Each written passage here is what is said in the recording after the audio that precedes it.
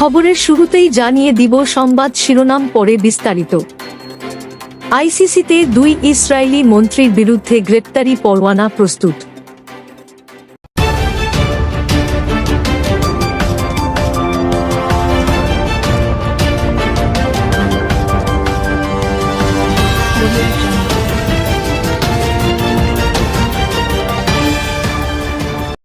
আন্তর্জাতিক অপরাধ আদালতে আইসিসি ইসরায়েলের জাতীয় নিরাপত্তামন্ত্রী ইতামার বেন গভীর এবং অর্থমন্ত্রী বেজালেল স্মোটরিচের বিরুদ্ধে অ্যাপার্থাইড বর্ণবৈষম্যমূলক দমননীতি অভিযোগে গ্রেপ্তারি পরোয়ানার আবেদনপত্র প্রস্তুত রয়েছে বলে মধ্যপ্রাচ্য ভিত্তিক সংবাদ মাধ্যম মিডল ইস্ট আই জানিয়েছে।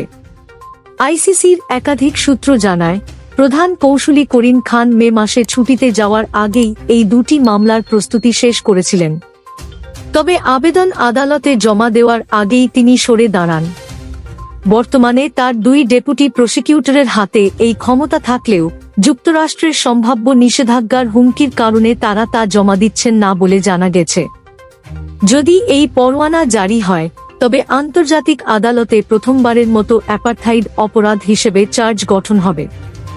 রোম সংবিধি অনুযায়ী অ্যাপার্থাইড মানবতাবিরোধী অপরাধ হিসেবে স্বীকৃত।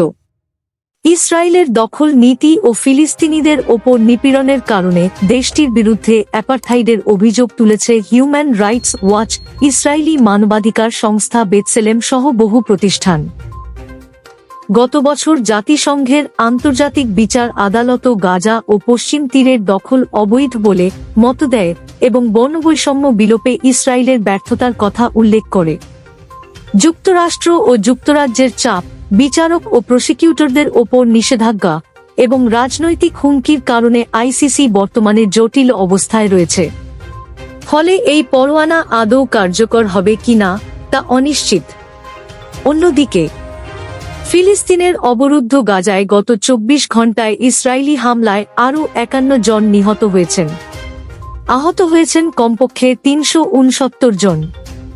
এর মধ্য দিয়ে 2023 সালের অক্টোবর থেকে শুরু হওয়া ইসরায়েলি আগ্রাসনে উপত্যকাটিতে নিহতের সংখ্যা বেড়ে 61,827 জনে দাঁড়ান। শনিবার 16 আগস্ট এ তথ্য জানিয়েছে গাজার স্বাস্থ্য মন্ত্রণালয়। খবর বার্তা সংস্থা আনাদোলুর স্বাস্থ্য মন্ত্রণালয় এক বিবৃতিতে জানিয়েছে, গত 24 ঘণ্টায় 51 জন নিহত এবং 369 জন আহত হয়েছে, যার ফলে যুদ্ধ শুরু হওয়ার পর থেকে এখন পর্যন্ত ইসরায়েলি আগ্রাসনে আহতের সংখ্যা 1,55,275 জনে দাঁড়িয়েছে। মন্ত্রণালয় অনাহার ও অপুষ্টির কারণে এক তরুণীর মৃত্যুর খবরও জানিয়েছে।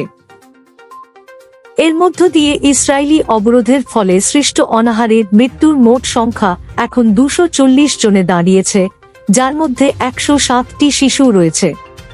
পরবর্তী ভিডিও পেতে আমাদের ইউটিউব চ্যানেলটি সাবস্ক্রাইব করে সাথে থাকুন।